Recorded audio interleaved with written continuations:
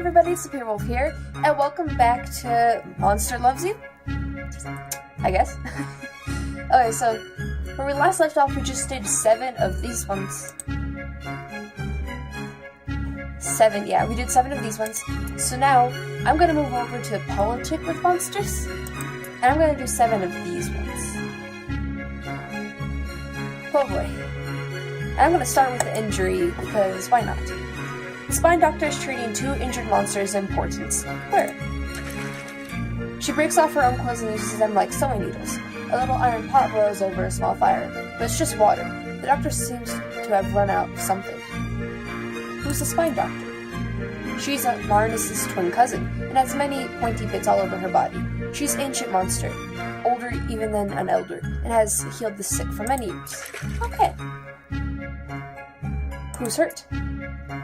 Prudence and Prof Rock are lying prone, both covered with long, straight lacerations. Blood and slime seep from every cut. Offer to get involved? You join the spine doctor, who accepts your help approvingly. How will you aid her?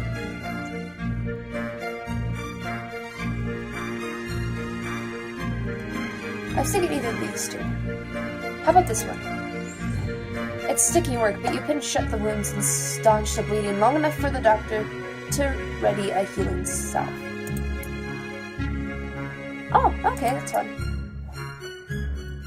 How about this one with the 3 different monsters? Yay! It's been a while since I even played games or whatever because of school and work and stuff. I like this game. I forgot how much I enjoy this game. Okay. Ballfog and Gritman are getting in the argument in the street over a cat. They both want Kitty Crockets for lunch. Oh. Sounds yummy, so what's the problem? Ballfog says he caught the cat, but Gritman says it's in his larder before it got out. Both monsters turn to you as a neutral party to decide. Try to make everyone happy.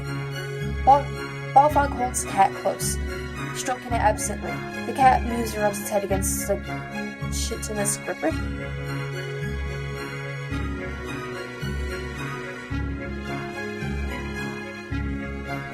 Asks Ballfog if just this one Sharon is on the table along with the cat. Yeah, you're able to persuade Ballfog to give Gritman a cat's tail, so that's something. Gritman thanks you for your intercession. Politics with monsters seems pretty easy. I don't know what the problem is.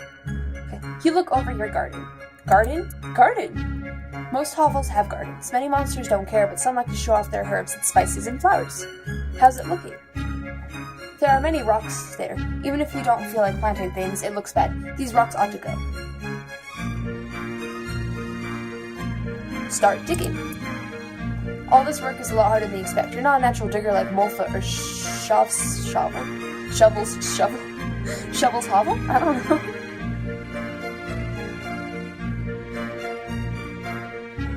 Keep at it. Do all the work yourself. You dig. It's hard, but you eventually get better at it. Dig. When you're done, the garden looks much better. All that digging turned over the earth, too. That's probably a good thing. Cool. The spine doctor, out for a stroll, stops to compliment your work ethic. You're not sure what an ethic is, but she's always talks like that. Okay, cool. I guess. Let's talk more about food. Food's good. Gob's Claw and you are arguing about what to have for lunch. She got to pick last time. Suddenly, your favorite fruit flies down from the sky and perches within arm's reach. The magpie chirps. Have you even seen a cornfield around here? Your stomach growls. It's tough, but help the bird. Through gritted teeth and a sheen of sweat, you coolly tell the bird where to find a human cornfield. After it flies off, Gob's Claw asks why you did that. Explain that one should help anyone who asks, and the favor might be passed along. She nods at you. Sage thought, someday I might need help and the magpie could give it, but we still need a real meal. Okay. Okay, back to politics. Okay. Let's do this weird puddle-looking thing, because why not? Your neighbor, the elder monster Eulalia. I'm really butchering these names, I know. Walk slowly in the direction of the brood cave. Eulalia is one of your next door neighbors. She's much older than you. Months and months. She has tough scales and eyes of several different sizes. Okay. Follow her, I guess. As she passes down the road, some of other elders nod to her. Then they go to her hovel and start smashing things. Ask an elder what's going on. Greedblitz stops tearing apart Eulalia's dining room table and says she feels herself beginning to dissolve. She's going to release herself and become one with the slime in the spawning pad. What happens when monsters dissolve themselves? Monsters who get to a certain age either settle into their personality and shape forever, or they let themselves become one with the slime and watch from which they came. Their personality can have an effect on future generations of Monsterlands. Okay. Join the monsters clearing out her hovel. Run after Eulalia and thank her for her contribution. You're going to be remembered, Eulalia, and you'll see a bit in every monster from now on. Eulalia wipes a slimy tear from one of her smaller eyes and sniffs. Give her a hug. You hug Eulalia. She squishes. Her body is already starting to break down and dissolve. She breaks away, smiling one last time, and walks quickly towards the brood cave. You'll never see her again. That's sad. Oh, this game is gonna get deep. I can already tell. Like, right now the choices aren't that hard to make, but they're probably gonna get harder. That's great. Why is my face so red? I'm just now noticing it. That's really random, because I just happened to look, and I just see like my face is red, like right around here. Like, what the hell? Am I blushing? Don't know why, but okay. I'm suddenly very sick. Okay, let's do the rock. All of Omen is abuzz. Elders glare angrily at everyone, then look back at the broken sign at the town gate. You look down at the little piece of the sign you're holding and blush. Wait, what did you do again? Coming back from a hunt, you were so full of high spirits that you jumped up and slapped the sign. You slapped a little too hard with your claws. Okay. Yes. Blister spots the bit of sign that you're holding. Hey, don't tell anyone you broke it. It'll get fixed. This will all blow over. It's just an ill wind and nobody that blows nobody any good. Bygones will be bygones. What's she on about? Blister is often accused of thinking she knows everything. This includes human cliches. All of them. Blister says, I can't take care of this. I can take care of this. Look, I took a bit of the sign too. I can slip some into Fearock's hair when he isn't looking. Nobody ever believes him since he's always lying and stealing. No, come forth and admit your accidental crime. I lost one respect. Okay. All of the gathered elders scowl at you. They take turns chewing you out, which for monsters is a more literal expression than you might expect. Ragged and bloody, you creep back to your hovel to heal. Yikes. You take solace in the fact that your honor is intact. You messed up, but you told the truth, and everyone will remember that. Because you don't want to be like that one monster that they were about to blame, saying that he lies all the time. Okay. I don't know why, but I'm really entertained by this. Okay. We have one more. So why not this one? That one looks mischievous, and that's fun. Blister comes to you, flapping her winglets and clenching her claws. Mipsy Moro is looking for... Don't know why that happened. Ignore it. Mipsy Moro is looking for me. I overslept. I missed the hairy hair hunt. What's so bad about that? I was on the list for the hunt, says Blistery, and those hairy hairs are really fast. We have to collect enough of their feet every year so Omen Town has good luck. Ask Blistery how many feet the hunt brought back without her. She yells, none. I was supposed to watch from above and show the other hunters where the hairs are hiding. Bad luck for everyone then, except the hairs. Blistery flutters her wings again, especially for me. Whoopsie's going to print a story about how I ruined everything for everyone. Blistery comes to you, flapping her... Oh, okay. Blistery suddenly leaps to the top of a garage can, spreads her winglets, and glides away. Weird. Just then, Whoopsie Morel rolls in a potent square, and the square pen and pad grasp her claws. Did you see Blister come through here? I want to make sure everyone knows the truth.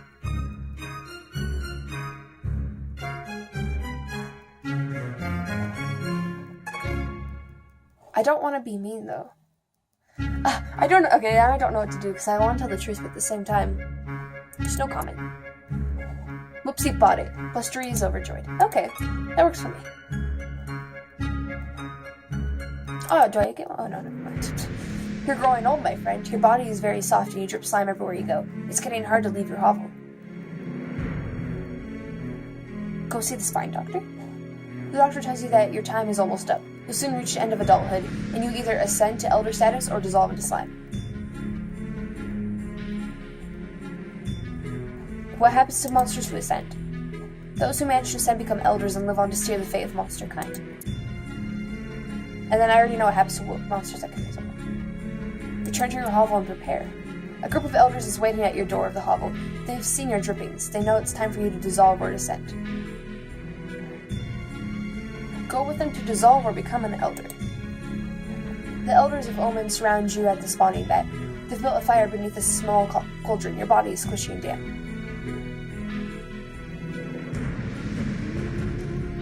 Examine the cauldron. Its rusty iron cauldron smells like electrical fluid and herbs from the wall mist. It's empty now, but soon will hold blood and slime from many monsters. Be tested. Try to ascend to elder status.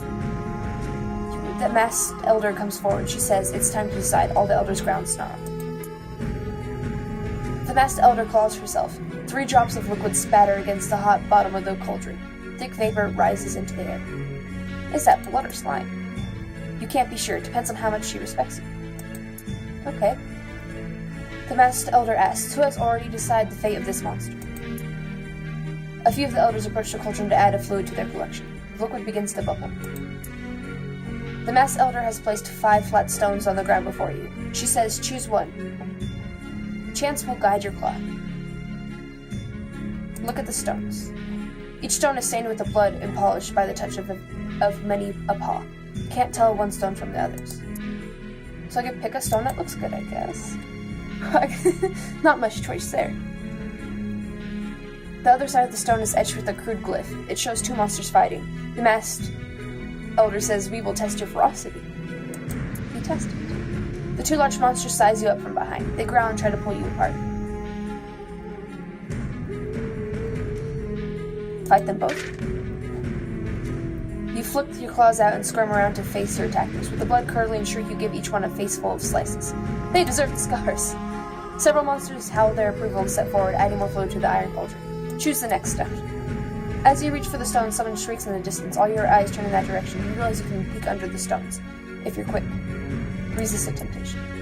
You wait a moment, and the shrieking dies away, and all the elders turn back to watch you. Choose the next stone. The other side of the stone is etched with a crude glyph. It shows a monster holding one claw up, speaking intently. The masked elder says, "Ah, honesty. You have just passed that test." Cool. You hold the cauldron, which contains the portentous influence. It's heavy. Look in the cauldron. It's quite full, but there's far more blood in there than slime. Drink the portentous infusion. You drink the bubbling concoction, then belch, and howl. Your body solidifies almost instantly. You are an elder now. Yay! We did it. We're an elder now. That's cool. It's pretty cool. You are now an elder. You are welcome in Zanek, the oldest of monster towns. In this stage of life, if you play your cards right, you'll be able to affect the way monsters view humans and vice versa. Use your powers of persuasion wisely. Ooh, okay.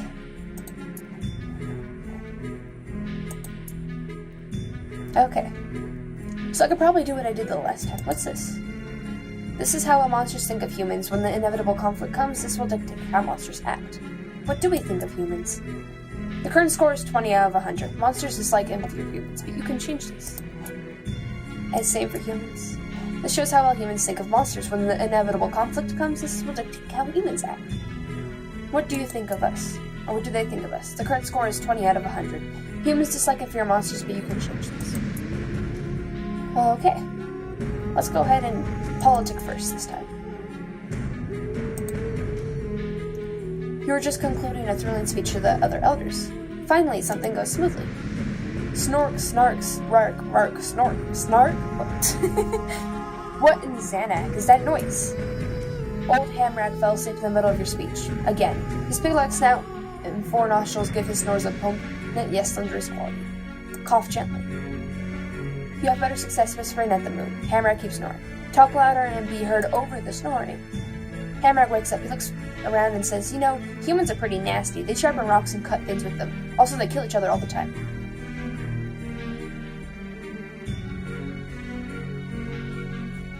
Explain that humans don't do that anymore.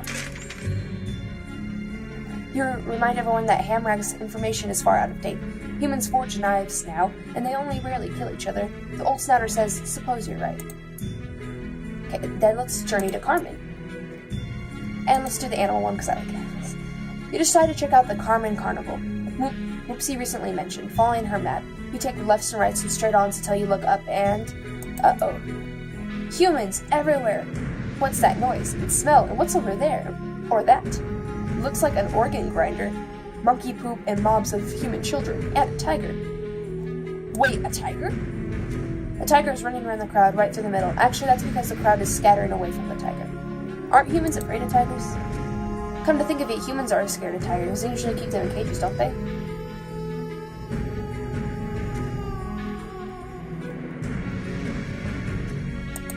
That one.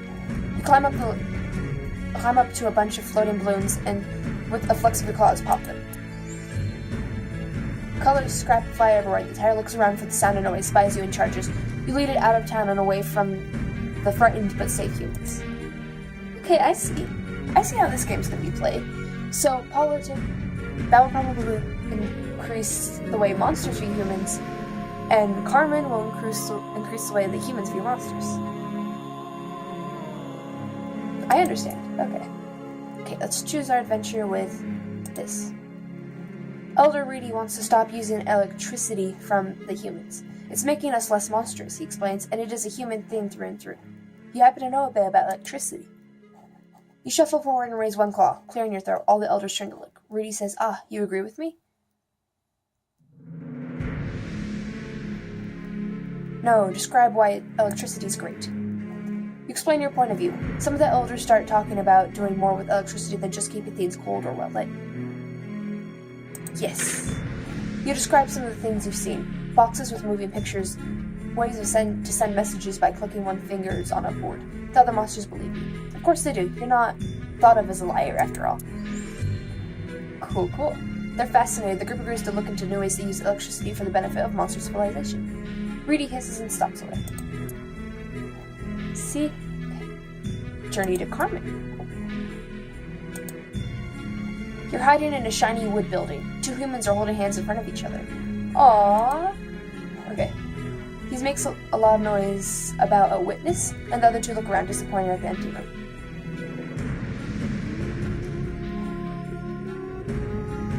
Quietly seek out another human to be a witness. You sneak into the yard outside, where another human is guarding. You make polite coughing noises until he puts his hose down to come look. Draw him into the building. He follows you towards the room with the other humans. He pauses and looks down at his filthy gardening clothes, then the nice clean floor. Get him to help. You reach up and pat the human on the back and make reassuring noises. He's hesitant, but then nods and kicks his boots off. Okay. His socked feet make no sound as he approaches other humans' spare wings. As he leaves, he winks at you. That is grand. The extra human doth his hat and stands patiently while the others talk and kiss. Everyone is happy, and you made it happen. Okay, let's go ahead and journey to Carmen again, because... An older human and many children sit in rows, in a hot, echoing room. The older human drones on while the children look at everything but him. The windows, the clock, even your hiding spot. What is the older human saying? He's telling them about life theology. You know about that. But judging from his expression, he doesn't seem to find it interesting himself. Step in and show him how to teach. You burst into the classroom, everyone stops to stare at you. For one precious moment, nobody does anything.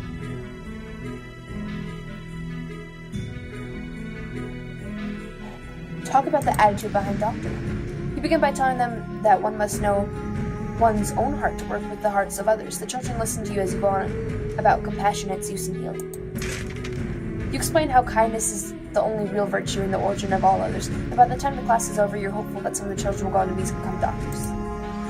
Hell yeah. You leave, surrounded by thankful humans. Okay, let's go ahead and do another politic here. This one.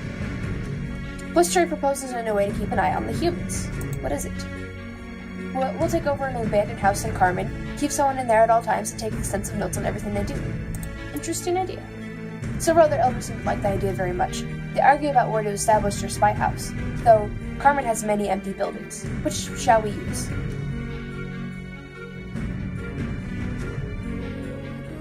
How about such a place that will encourage understanding? The expedition sets out immediately. Hiding in an unused upper floor of the library, they observe humans reading and learning. Make sure that they see that humans are smart. In short order, several elders learn to read for the first time. They seem impressed with their unsuspecting human subjects. That's good. Let's journey to Carmen again. Here in a secluded hiding place near the park, suddenly you see a human grab her stomach and fall over. That's a spear. What will you do?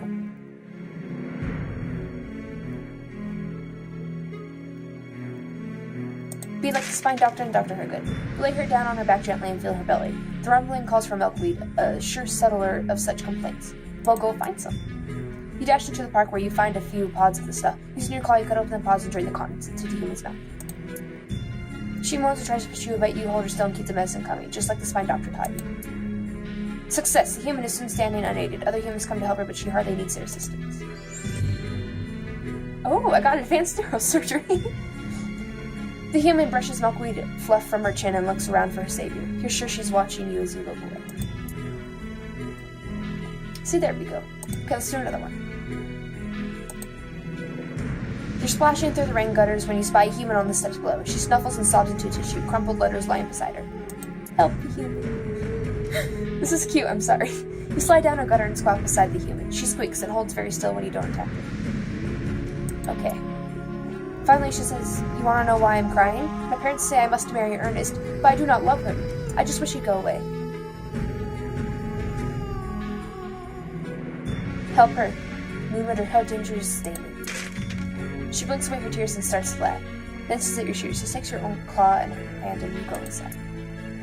Where two older humans interrupt their dinner and scream and jump away from you. Great, well, begun is half done. The older humans calm themselves and listen to her forward.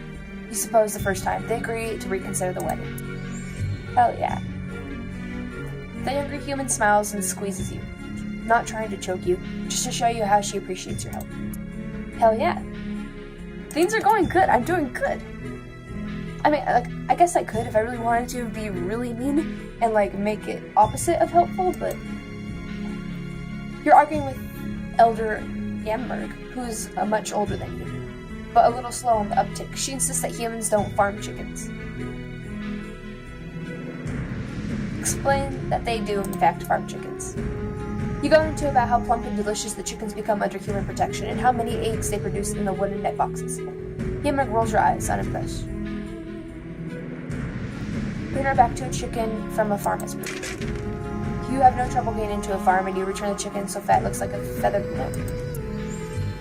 Impressed, Yammerg accepts the chicken and takes a bite. Another elder says maybe the humans do have some redeeming qualities.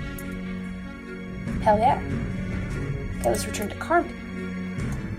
That one. You see bolts of lightning hit a strange rod on the roof and investigate. From inside the house, you hear someone shout, "Live! Live!"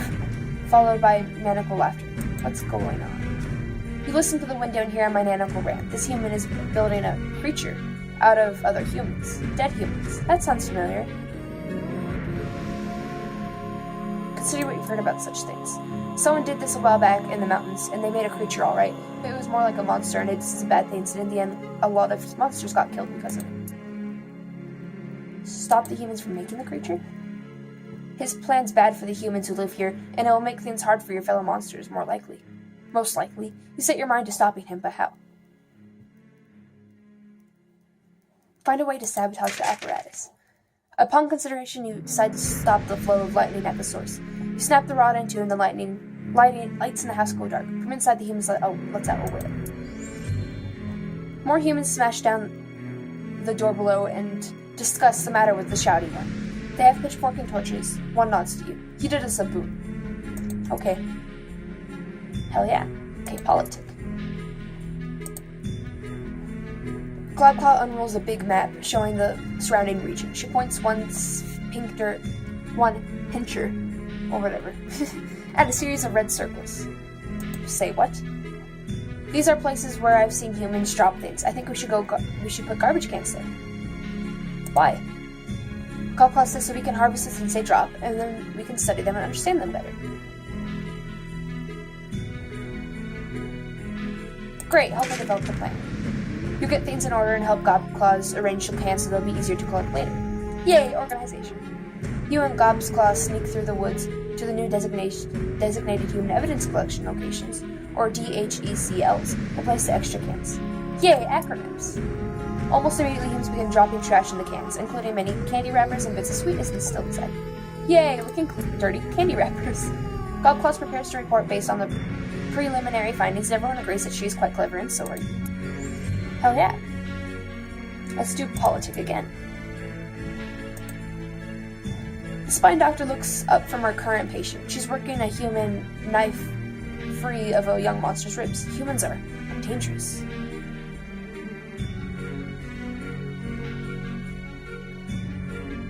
Watch and listen. She says humans, no claws, so they made their own awful things. Knife wound. Takes twice as much milkweed to patch up as a jaguar attack. Best stay clear, I say. Explain how they're not all about fighting. Success, that scary knife you explained, is used to spread jam on bread. Real knives are much worse. The spine doctor nods, a little shocked. Okay, so I have it pretty good, so I just have to be careful with these ones. Alleys are great places to find artifacts, less so to find fat, small, crying human children. So it's said. What of it? One such fat, small child wanders over to you, clutching a lollipop. Ask it what's wrong. The human child says, I'm lost. Do you know how to get to Plowshire? I think I stepped in poop. Gently help him find his way. The child hiccups as you take its hand in your claw. Keeping into the alleys and shadows, always wary of adults, you wander until the child recognizes his home. Reward. Okay then. The child runs to his home. He's scooped up by a bigger human in a flowered hat. The bigger human croons to her little one. The last thing you hear her as you sneak away from the child. The monster helped me get home, Mama. It was really nice. Hell yeah. You and some other elders are conversing when Varrock walks up, proudly holding a toaster. Funny, you have a toaster just like that. Wait a minute. That dent. It's your toaster. Hey. Vic crows, look what I found at the bus stop. We can take whatever we want from humans.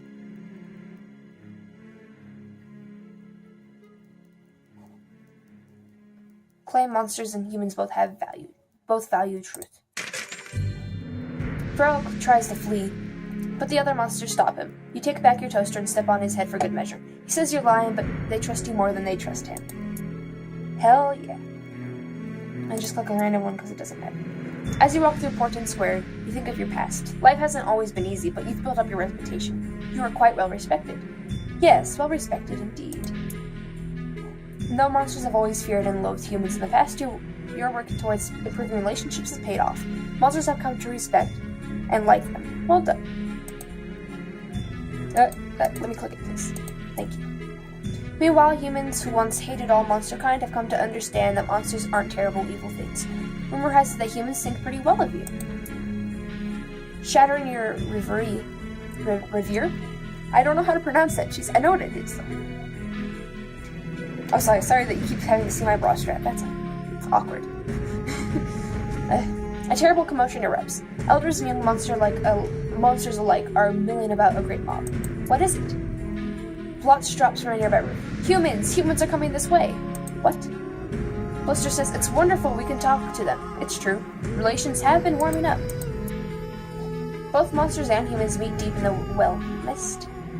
There's considerable shuffling of feet and paws. Everyone wants to talk, but nobody wants to make the first move. If only some monsters were to speak up. Yes, if only. A few of the other elders are looking at you, strangely enough. Welcome the humans as friends. That one's way better. Everyone breathes a sigh of relief if you put your best claw forward. In the first step of a long journey, a journey in which monsters and humans will cooperate in all things. What happens next? The end. And so, monsters and humans worked, lived, and played together for many happy generations to come. Hooray for the future. The end.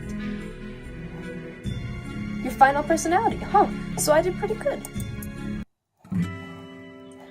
Oh, and there's all these endings. That was good. Oh my gosh. You know what? I'm gonna try to find all these endings though. So there's definitely gonna be more of this. And I'm just glad that the very first ending is peace. So well, I'm gonna have to probably choose things that I wouldn't normally choose to get the other endings, but you know what? I think they'll be okay. Probably start around by going in a different bat and being like the worst monster I could possibly be in the next not playthrough, but the next episode. Yeah. Anyway, that was good though. I like this game. I like this game a lot. More people need to play it. Anyway, I hope you all enjoyed. I hope you have a good day, and I'll see you guys with whatever I post next. So, yeah.